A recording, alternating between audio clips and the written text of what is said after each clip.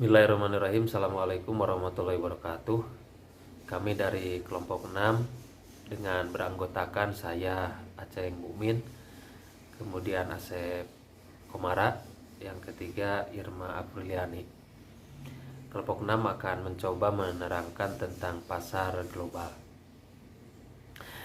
Dalam menjalankan bisnis apapun, satu keahlian yang wajib harus dimiliki setiap pengusaha adalah keahlian dalam hal pemasaran secara global. Hal tersebut akan selalu ada pada bidang ekspor dan impor produk. Pada dasarnya pemasaran global adalah suatu kegiatan yang dilakukan dan diikuti oleh seluruh negara di dunia. Jadi setiap pengusaha dari seluruh negara di dunia memiliki kesempatan yang sama dalam hal memasarkan produk dengan cara yang unik dan juga kreatif. Hal ini dilakukan demi menarik minat pelanggan atas produk yang sudah diproduksi oleh pengusaha dalam satu perusahaan. Untuk memperjelas bahwa apa itu pemasaran global. Pemasaran global merupakan pemasaran secara teratur di seluruh dunia. Proses untuk memanfaatkan bermacam sumber daya, baik itu sumber daya manusia, modal, uang, atau aset fisik, serta bermacam-macam tujuan dari organisasi perusahaan lainnya untuk menggapai ancaman pasar global dan mendapatkan kesempatan pasar global. Dari pemasaran global ini ada beberapa manfaat.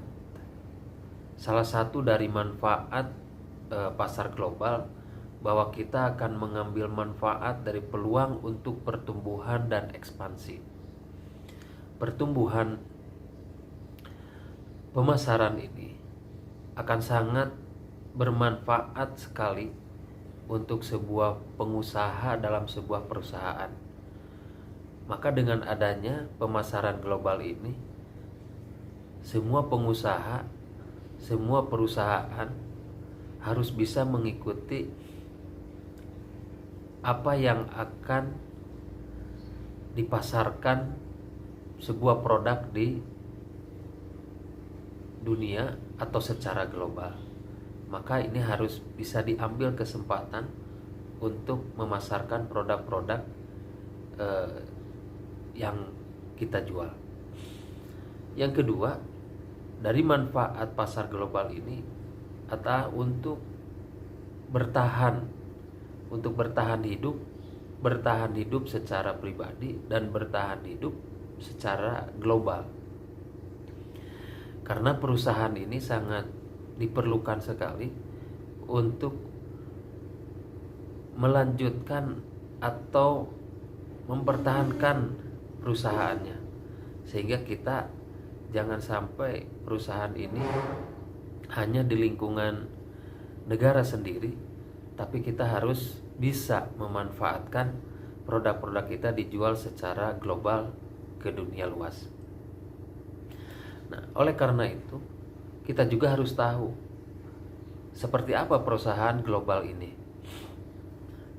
Perusahaan global yang bisa disebut dengan perusahaan global adalah perusahaan yang dengan beroperasi di lebih dari satu negara.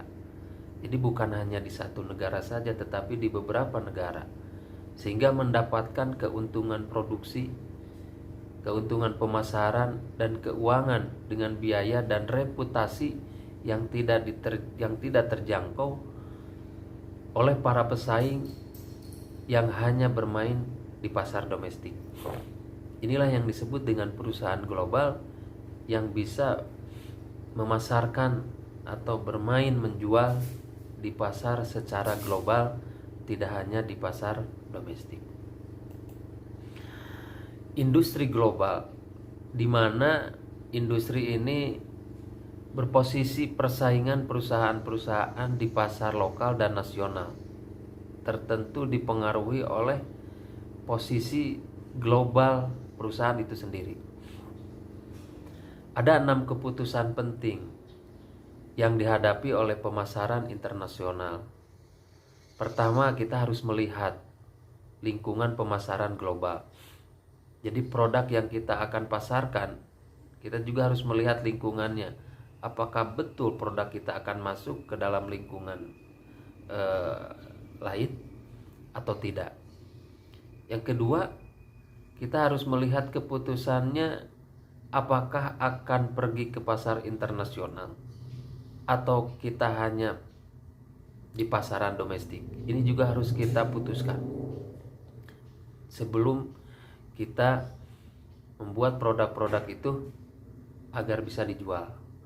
Yang ketiga, harus bisa memutuskan pasar mana yang akan dimasuki.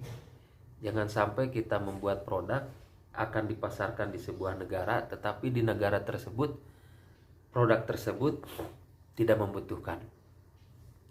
Yang keempat, kita harus bisa memutuskan cara memasuki pasar. Bagaimana cara memasuki ke dalam sebuah pasar tersebut. Apakah ini ada hambatan atau rintangan sebelum kita memasuki produk kita terhadap pasar-pasar tertentu. Yang kelima, kita harus bisa memutuskan program pemasaran secara global. Nah, ini juga harus diprogram. Karena kalau kita tidak terprogram pemasaran tersebut, maka barang-barang kita akan sulit diterima oleh negara lain atau secara global. Yang keenam adalah memutuskan organisasi pemasaran global. Karena sangat penting bahwa pemasaran ini harus terorganisir. Kalau pemasaran ini tidak terorganisir, jangankan kita akan bersaing di pasaran global, pasaran dunia, di pasaran domestik pun, kalau kita pemasarannya tidak terorganisir, maka kita akan sia-sia menjual produk yang kita akan jual. Nah, melihat dari lingkungan pemasaran global, maka kita harus memiliki sistem perdagangan internasional. Salah satu yang harus kita perhatikan dalam sistem perdagangan internasional ini, kita harus melihat bagaimana tarifnya. Kemudian bagaimana kuotanya. Apakah kuotanya banyak atau sedikit. Jangan sampai perdagangan produk kita di internasional kuotanya sedikit, kitanya mempersiapkan banyak. Yang kemudian lihat lingkungan pemasaran global ini adalah negaranya apakah kena embargo atau tidak. Karena buat apa kita menjual produk secara internasional, secara global, tetapi ke negara yang terkena embargo. Kemudian bagaimana pengendalian devisanya, ini juga harus diperhatikan. Yang terakhir, bagaimana hambatan-hambatan perdagangan non tarifnya. Nah, ini di sebuah negara juga kita harus bisa melihat lingkungan pemasaran secara global, yaitu dari hambatan-hambatan perdagangan non tarif. Mungkin materi selanjutnya akan disampaikan oleh Irma Afriani. Terima kasih. Perkenalkan, saya Irma Apriliani, mahasiswa dari Prodi Manajemen Fakultas Ekonomi Universitas Nasional Pasin Bandung dengan nomor NIM 0101171027.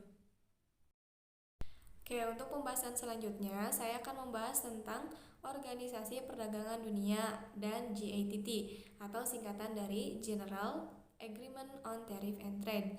GATT itu merupakan perjanjian multilateral yang menentukan aturan-aturan bagi pelaksanaan perdagangan internasional, yang dimana GATT itu bertujuan untuk menciptakan iklim perdagangan internasional yang aman bagi pelaku bisnis serta mewujudkan liberalisasi perdagangan. Untuk zona perdagangan bebas itu ada lingkungan ekonomi. Daya tarik negara untuk menjadi pasar itu ada dua hal. Yang pertama yaitu struktur industri, yang kedua adalah distribusi pendapatan.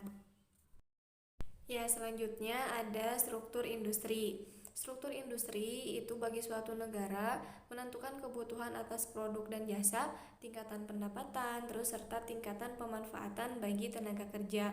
Nah, di sini ada 4 jenis struktur industri, yaitu yang pertama ada perekonomian sekedar menyambung hidup. Nah, perekonomian jenis ini masyarakatnya terlibat dalam pertanian yang ala kadarnya, sehingga masyarakat itu mengkonsumsi sebagian besar output dan menukarkan sisanya dengan barang dan jasa sederhana. Nah, masyarakat seperti ini menawarkan sedikit peluang besar. Nah, terus yang kedua itu ada perekonomian pengekspor bahan mentah. Perekonomian seperti ini kaya akan satu atau lebih sumber daya alam, tetapi miskin dalam hal lain. Kebanyakan pendapatan mereka itu berasal dari mengekspor sumber daya tersebut. Contohnya di Chili ada timah dan tembaga, terus di Saudi Arabia itu ada minyak. Nah, terus yang ketiga itu perekonomian yang sedang melakukan industrialisasi. Dalam perekonomian yang sedang melakukan industrialisasi itu pabrikan menyumbang 10-20% dari perekonomian negara tersebut. Karena jumlah pabrikan bertambah, negara tersebut menawarkan impor yang lebih besar akan bahan baku tekstil, besi, dan mesin berat, serta lebih sedikit impor atas pakaian jadi, produk kertas, mobil, dan sebagainya. Nah, terus yang keempat itu ada perekonomian industri. Perekonomian industri adalah pengekspor utama barang pabrikan. Mereka melakukan perdagangan dengan negara industri lain dan mengekspor ke jenis perekonomian lain yang berupa bahan baku dan bahan setengah jadi. Nah, itu adalah jenis-jenis dari struktur industri. Selanjutnya yaitu lingkungan politik dan hukum. Yang pertama adalah sikap terhadap perdagangan internasional. Beberapa bangsa ada yang menyambut terbuka perdagangan asing, tetapi beberapa bangsa juga ada yang sebaliknya. Seperti di India itu kan ada pembatasan mata uang. Nah, terus di beberapa negara Asia seperti di Thailand, Singapura, Malaysia itu sangat menyambut terbuka dari perdagangan asing gitu. Nah, terus yang kedua ada birokrasi pemerintah, yaitu sejauh mana pemerintah tuan rumah menjalankan sistem yang efektif untuk membantu perusahaan asing dalam hal informasi pasar yang baik, penanganan bea cukai yang efisien, dan lain-lain. Nah, terus yang ketiga ada stabilitas politik, dan yang keempat peraturan moneter suatu negara. Oke, untuk selanjutnya lingkungan budaya. Masing-masing negara itu mempunyai cara berperilaku, norma, dan pantangan sendiri-sendiri. Artinya memiliki budaya masing-masing gitu ya setiap negara. Nah, para penjual harus mempelajari cara berpikir konsumen di negara yang berbeda-beda dan cara konsumen menggunakan produk tertentu sebelum merencanakan program pemasaran. Nah, selanjutnya itu memutuskan apakah akan beroperasi secara internasional. Tidak semua perusahaan perlu berpetualang ke pasar internasional supaya dapat bertahan, kan gitu. Terus selanjutnya memutuskan pasar mana yang akan dimasuki. Nah, beberapa hal yang harus kita perhatikan seperti yang pertama, sebelumnya harus mendefinisikan tujuan dan kebijakan pemasaran internasional, terus memilih beberapa negara yang ingin dimasuki, baru memutuskan negara mana yang akan dimasuki. Assalamualaikum warahmatullahi wabarakatuh. Perkenalkan, nama saya Asep Komara dengan NIM 01 011 61004. Saya akan melanjutkan pembahasan dari THIR sebelumnya ya. Oke, perdagangan secara internasional menyebarkan pelanggan ke beberapa pasar internasional, memungkinkan tumbuh secara global. Pasar global dapat memberi akses ke sumber pendapatan baru yang dapat memberi bisnis Anda lebih banyak potensi finansial. Nah, berikut beberapa cara untuk memasuki pasar global. Yang pertama itu adalah ekspor. Sederhananya sih, pengertian ekspor adalah suatu kegiatan menjual produk, barang, atau jasa ke luar negeri. Dengan ekspor ini sudah jelas kita sudah memasuki pasar global. Yang kedua adalah joint venture. Joint venture istilah yang digunakan untuk menyebut kerjasama antara dua atau lebih perusahaan dalam bidang bisnis. Perusahaan yang melakukan kerjasama biasanya perusahaan lokal dan luar negeri yang tujuannya untuk membangun sebuah hubungan yang menguntungkan dari kedua belah pihak. Dengan joint venture ini kita bisa bekerja sama untuk memasuki pasar global juga. Yang ketiga itu ada lisensi. Nah, lisensi merupakan pemberian izin untuk melakukan produksi suatu produk atau jasa tertentu, yang mana produk atau jasa itu sebelumnya setelah dipatenkan oleh yang menciptakannya pertama kali. Nah, dengan memberi lisensi ini kepada negara lain, kita bisa membuka beberapa cabang perusahaan di pasar global. Yang keempat ada kontrak manufacturing, yaitu suatu kegiatan bertujuan untuk memanfaatkan utilitas pabrik yang masih belum maksimal dengan memproduksi pesanan dari merek perusahaan lain. Contohnya nih, misalnya nih di negara kita ada perusahaan yang bisa mengolah barang mentah menjadi setengah jadi, misalnya kain, lalu kain itu setelah kita olah, kita ekspor ke negara lain dengan term and condition yang sudah ditetapkan sebelumnya. Nah, di poin kelima itu ada kontrak manajemen. Manajemen kontrak adalah proses pengelolaan segala aspek yang berhubungan dengan kesepakatan yang dibuat antara para pihak. Misalnya pihak kita dan pihak dari luar negeri. Yang keenam ada joint ownership atau kepemilikan bersama. Adalah pengaturan di mana dua orang atau lebih berbagi kepemilikan atas properti atau bisnis mereka. Untuk kepemilikan ini bisa dari pihak kita dan pihak luar agar bisa memasuki pasar global. Untuk poin ketujuhnya ada investasi langsung atau direct investment. Merupakan strategi memasuki pasar global dengan berinvestasi ke perusahaan lokal maupun asing untuk melayani sebuah pasar baru untuk produk dan jasanya. Investasi langsung biasanya melibatkan kepemilikan dan kendali aset. Nah, lalu bagaimana nih strategi memasarkannya di pasar global? Berikut beberapa program pemasaran. Yang pertama adalah bauran pemasaran terstandarisasi, yaitu strategi pemasaran internasional yang pada dasarnya menggunakan produk, iklan, saluran distribusi, dan elemen bauran pemasaran lain yang sama dalam semua pasar internasional perusahaan. Perluasan produk langsung adalah memasarkan produk di pasar asing tanpa melakukan perubahan. Nah, untuk poin keduanya atau strategi keduanya itu bauran pemasaran teradaptasi.